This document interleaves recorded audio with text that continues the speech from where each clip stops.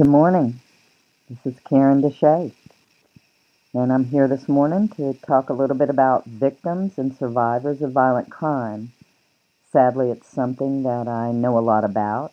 My only child, Justin, a senior at the University of Maryland, College Park, was shot to death while trying to save two of his friends. Sadly, once the murderer was caught, we would find out the day he murdered my son, he was wearing an ankle monitor for a felony 2 handgun charge he had received 22 days prior to murdering my son in cold blood. And he was also on a 2009 parole violation. These are the kind of people that are walking among us. This is how efficient our judicial system is. This is why it's referred to as the criminal judicial system and not the victim's judicial system. During this 2-year Twilight Zone journey, I would find out, sadly, the victims, they're the ones who the defense attorneys try to use to get their defendants off. It is the victim's fault that they're dead. And this is playing out all across America. On April 25th, 2013, there was a bill introduced on Capitol Hill by several senators who are championing this bill. It's H.R. 40. It's called the Victims' Rights Bill. What it would actually do is give victims an even playing field. And the defense attorneys could no longer use the victim as the cause of their own murder. Recently in Minnesota, a 65-year-old man waited in his basement on Thanksgiving Day 2012, and he put 3 bullets in a 17-year-old young man and 6 bullets in an 18-year-old young lady. Yes, they broke into his house, but I'm sorry, to me it was teenage fun.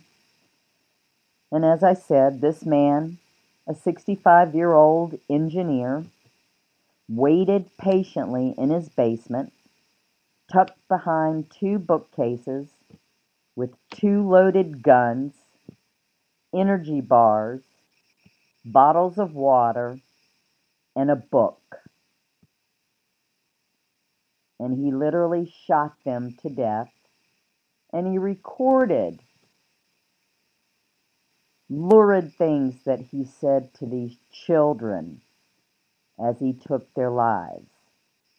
Even down to telling the young man as he lay there dying, "I don't want your blood on my carpet." And he spread out a tarp and rolled this young man's body on it and drug it to his workroom. When the young lady, who happened to be this young man's cousin, came down looking for him, she was shot 6 times. The last shot, you can hear the man on the recorder saying, "That was a nice kill shot." He threw her body on top of her cousin's body, again, not wanting to get any blood on the carpet of his home. And he went to bed. Both of their bodies laid in his workroom all night. The following day, he got up and he called his next-door neighbor, and the first thing he asked was, "Do you know any good attorneys?" And the neighbor said, "For what?" And he said, "Homicide." And then he invited the neighbor over to see this horrid sight of two teenagers laid out on top of one another, bloodied and dead in his workroom. The neighbor immediately phoned the police of this town population 8,000. The police came immediately, and this man kept talking about this was his right to kill these teenagers. No, it was not his right. You can use deadly force in your home. In America, you can protect yourself and your home.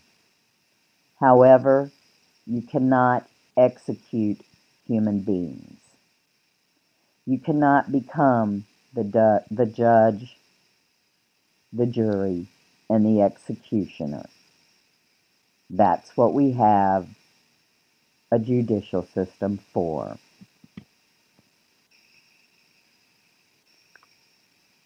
This man was so convinced he was in the right, and I watched as he smirked through every hearing. He wasn't smirking when the jury deliberated for 3 hours and came back with 2 counts of first-degree murder, 2 counts of second-degree murder, and life in prison. I don't know what America has come to, but people can no longer accuse their victims as causing their own murders. This itself is ludicrous and grounds for insanity on the defense attorney's part. I did write a letter to his defense attorney, and I said, if you get this guy off, more people will decide to become judge, jury, and executioner, and then you won't need a job. Seriously, what would they need you for? If they're going to be all three, you, sir, no longer have a need to be employed. I did also remind him that blaming victims, excuse me, is going to come to an end. With the onset and getting the bill, H.R. 40 passed, where you cannot blame the victim for their own murder, as they did attempt to blame my son. You can't do that. Let's put it this way. They tried to blame my son for his own murder. My son was in his home, broad daylight, minding his own business, his senior year of college, doing his laundry, and a masked gunman, wearing an ankle monitor for a felony 2 handgun warrant, and a parole violation on another charge in the county in which he murdered my son, was just pure evil. And he shot my son because my son protected 2 of his fellow alumnus. And there was no way my son was going to allow this cretin to murder his friends. I cannot imagine what my son had to go through that day, but he made a choice to forfeit his life to save the lives of his friends. And then he began to be trashed. That's when I had to stand up and tell everybody where they could put themselves. And that is my advice to every survivor for their loved one. The police, the attorneys, they have no right to tell you what you do and do not know about your loved one or your child. They don't know them. You do. And it is not it is not past them to use trickery on you, just like they do the criminals. It is not beyond them to make up lies about your loved one. Everything I saw during what transpired after my son's murder, cold-blooded murder,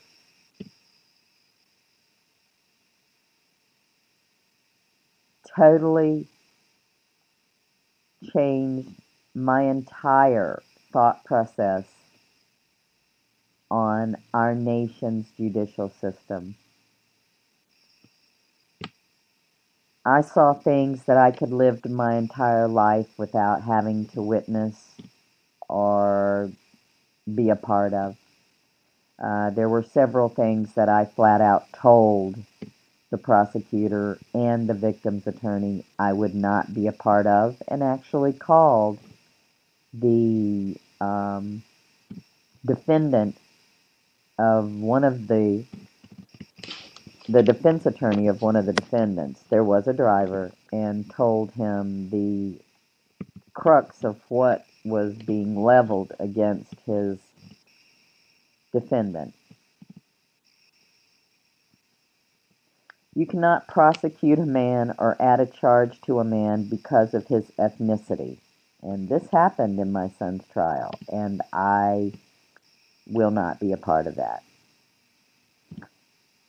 I have never and will never be a racist. And these people just astounded me with their incredulous penchant to bend the truth, their incredulous ability to cover their hind parts to save themselves and no one else. So I had to stand up and protect my son. The good news was I had documentation. I'm a businesswoman, and I learned a long time ago to always document. My suggestion is when you have to deal with the sadness and grief and bereavement of losing a loved one, a child, to violence, the first thing you do is you call the Attorney General of your state. You lay it in their hands. The next thing you do is you ask them to get you a victim's advocate attorney. So right there, you have two attorneys working for your child or loved one and yourself. But keep in mind, you're also going to have to protect yourself, because the prosecutor and the victim's attorney are paid out of the same coffers as the police and the judicial system. But on a certain ethnic level, they have to walk you through the judicial process. But then you have to use your own common sense to know when to back away from them and take the reins in your own hands, which I had to. I never met with these people, any of the people involved, without taking witnesses. And I mean, I always took more than one witness. If I met with the prosecutor and met with the victim's attorney, I even took witnesses. I learned early on, do not meet these people without witnesses, because you will need them later. Ask them to take notes. You also need to take notes, because they will come back at you later and they'll have a different story. Again, they're there to protect themselves, and someone needs to be there to protect you. I didn't write a script this morning, so this is a little bit off the cuff, but you will be hearing more from me about handling the judicial system, because it is possibly one of the largest Ponzi scams running in America. I know this because the prosecutor for my son screamed it 2 inches from my face. It's a business. And that's when I suddenly realized every time they let these cretins go, statistically they know they'll be back, and each time they will be given money by the government to prosecute them and defend them. So yes, it is a blatant business. Everything in America has become money motivated, and they are no different. The young man who murdered my son in cold blood had been let go so many times over a 5-year period that he truly thought, when he came grinning into the courtroom the first time I ever saw him in person, that he was going to get off. The first day, he even tried to blame my son for his own murder by saying my son moved toward him in an aggressive manner. My son was unarmed. He was a double major, physics and astronomy, 2 minors, geophysics and math. My son had never even seen a gun, and he had one on his abdomen, placed there by a stranger with a mask who entered his home at 11:15 a.m. in the morning. And all my son could think about was protecting his friends. So yes, my son moved toward him in an aggressive manner to protect his roommates and friends. But that's when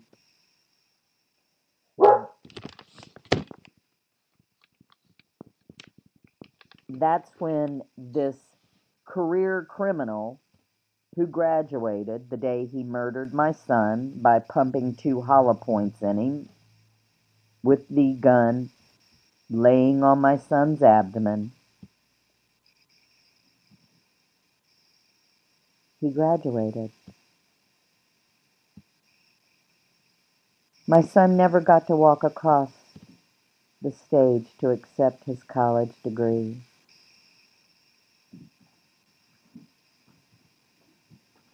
He'll never get married. He'll never have children. I'll never have grandchildren or great-grandchildren. I feel like I died the day he died. He was my friend, but he was everyone's friend. Everyone loved Justin. He was compassionate and caring, funny, and loved to play pranks. He was a son that I can be so very proud of, one that I will always admire and love, one that changed my life, one that made me want to be a better person, one who gave to the community, one who gave to everyone he met, a man who was murdered for being brave, a man who was murdered by someone who only knew how to take and had never cared about anyone but himself. I forgave his killer, and I told him I did not hate him. He possessed enough hate with himself for everyone. I miss Justin. I miss him every moment of every second of every day. And sadly, there is no such thing as closure. That's just a word polite society made up so that they feel more comfortable. The rest of us, we've already figured it out. Our hearts are broken, but no one wants to hear about it. Well, I'm going to end here today. As I said, this was a little bit choppy because I didn't write out a script. I just wanted to share today that victims, they have no rights in America. And again, that's why it's called the criminal judicial system, not the victim's judicial system. But if you're in a voting booth and you see H.R. 40, that's for victims' rights. Please, if you see it, vote for it. Victims must have a level playing field. And I will always pray that no one has to feel this. And no one has to bury their child before themselves. Because that is just so wrong on too many levels. God bless. I remain Justin's mama. Have a great day. Bye.